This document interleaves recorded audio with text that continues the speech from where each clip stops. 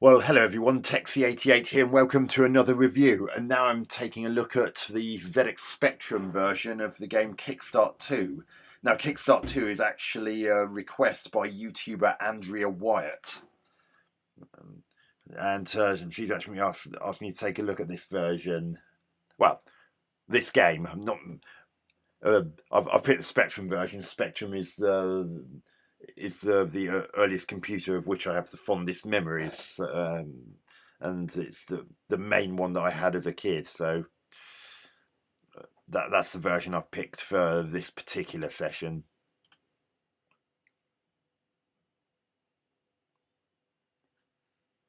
So you've got 5 different.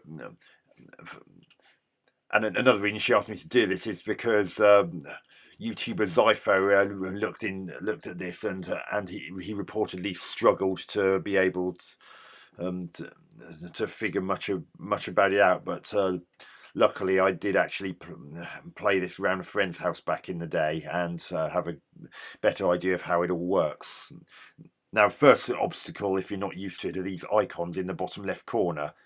From left to right, they are start game, go to high score table, go to editor. Yes, you can edit your own courses in this. Select 2-player mode, select 1-player mode, and you'll know which mode you're in because it shows in the bottom right corner. And where it says courses A, B, C, D, E, you can actually choose letters from A to X, and you'll play the courses in that order. Or you can press Z to completely randomize it. Now, it's probably loosely based on a television program called KikStart, which was on television around the time that this game came out in 1987. Although they've switched the spelling of KikStart by removing the C, presumably for copyright / trademark reasons.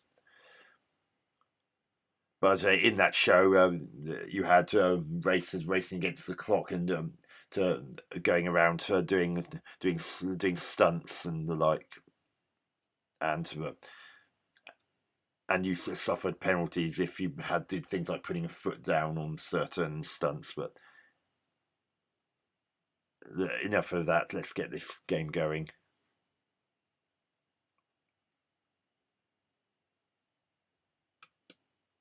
If I can, come on. Oh yes. So regular controls are just QAOP. Now, in some cases, you have to be a bit careful as to how fast or slow you're going. Like, you can't go far. You can't really land on these logs, and you can't go fast on them. Otherwise, you'll just fall through them and collapse in a crumpled heap. And you have to be wary of those divots in the ground, because otherwise, you'll just go arse over tit like I just did there.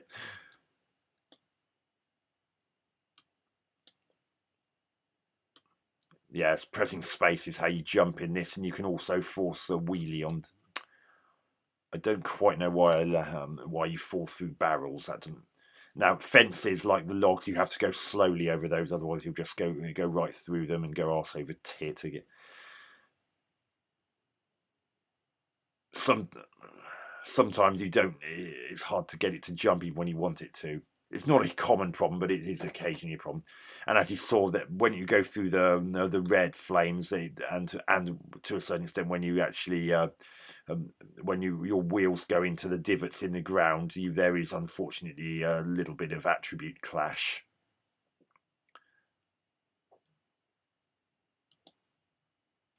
Is course B. Oh, darn it. Oh, luckily the CPU controlled player crashed as well. Oh, God. Yeah, you have to either jump or wheelie over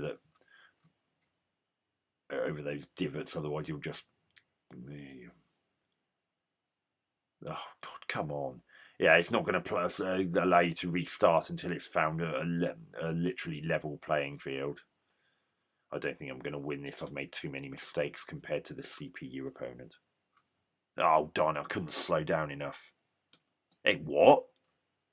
That glitched. Oh, God. Nah, I didn't win this time and reach the... I landed fine. There's no divots there, so...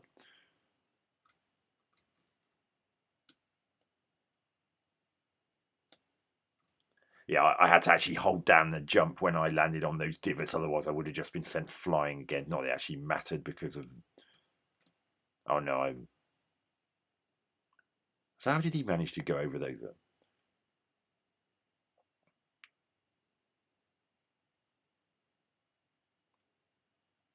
Oh, God, come on. And it's... What, how was I supposed to... How was I supposed to do that without crashing then? Because you can't actually...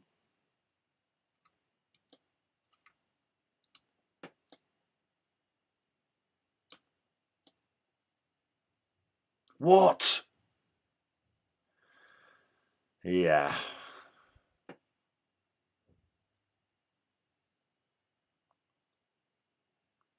Oh, you've beaten me again.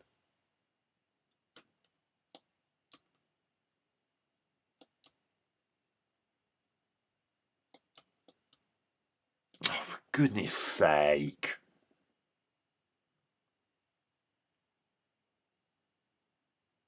Another thing that you have to bear in mind when it's sort of gradually scrolling like this until it's found a super convenient place to reset you is your clock ticks by a lot faster.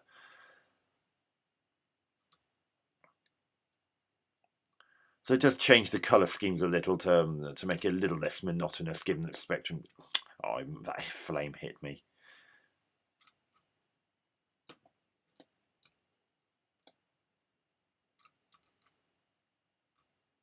Oh, what? Oh,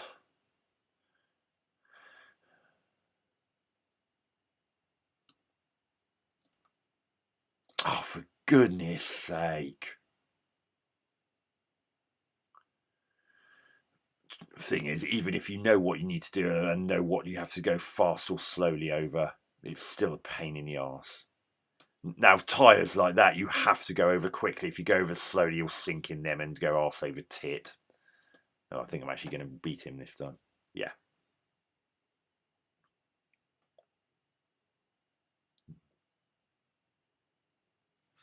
So now it's just a case of waiting until the CPU-controlled opponent finishes. Scrolling smooth. The bikes are generally well animated. And it's the last of the 5 courses.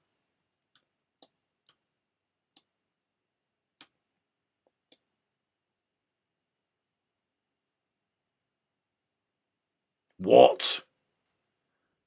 It seems to be a bit random as to whether or not you fall through things. Oh, great. Now he's ahead of me. And now it's going to take forever and a day until it finds somewhere flat enough to place me.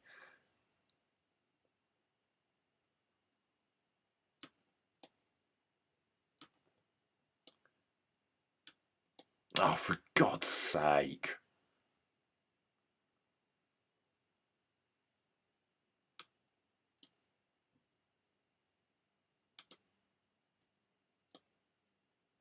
Oh, come off it. That would have barely singed the soles of my shoes.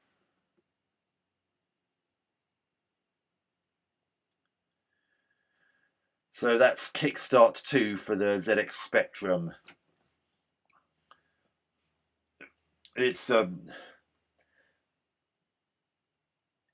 right in short bursts. I mean, I get the feeling this came out courtesy of Mastertronic, so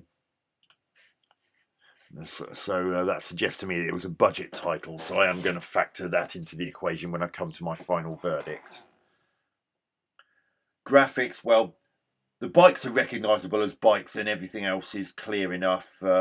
They managed to put some moments of colour into it, although that does unfortunately cause the inevitable clash, which is something that Spectrum users would have been used to by 1987, I'm sure. The flames in particular cause the worst attribute to issues, and those telephone boxes also cause a little bit I can't help feeling that the telephone boxes shouldn't really have been red, or at the very least positioned in such a way that, or designed in such a way that they don't cause attribute problems. But I've seen far worse colour clash than that, and by and large, it's not too repulsive, considering. If you want to see some really bad colour clash, look at my review of Kung Fu Master on the Spectrum. Now that was bad clash, and could have easily been avoided. So the animation is really good. Although when the rider comes off his or her bike, it's not particularly smoothly animated for that. But everything else about the movement and scrolling is smooth enough, so that's fine.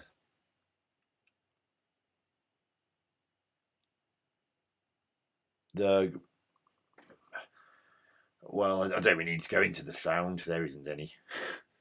Which is a bit of a shame, because it would have been nice if there could have been some kind of engine rumble, but it's deathly silent.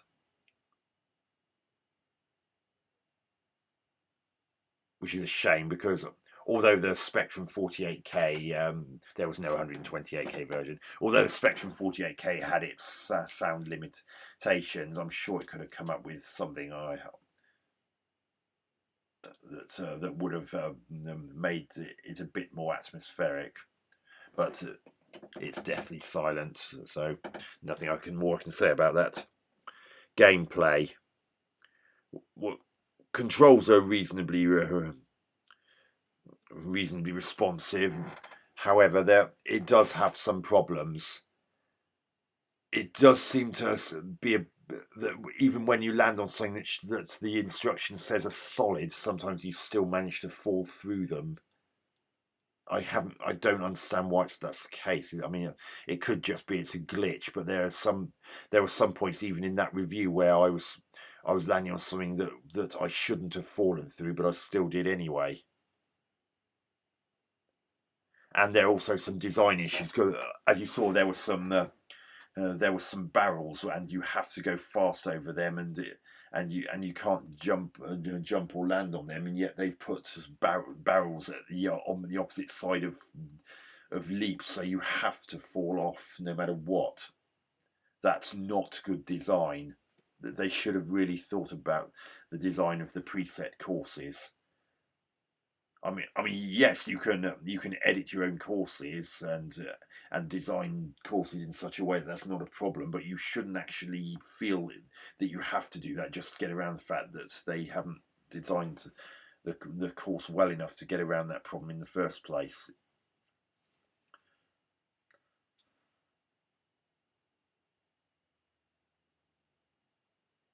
And in all fairness, it's best if you can find a human opponent to play against, as the computer opponents can be a little bit too good,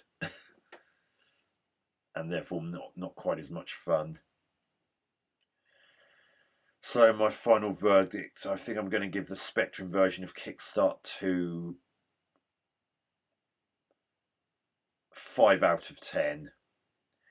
It's fine in short bursts, and the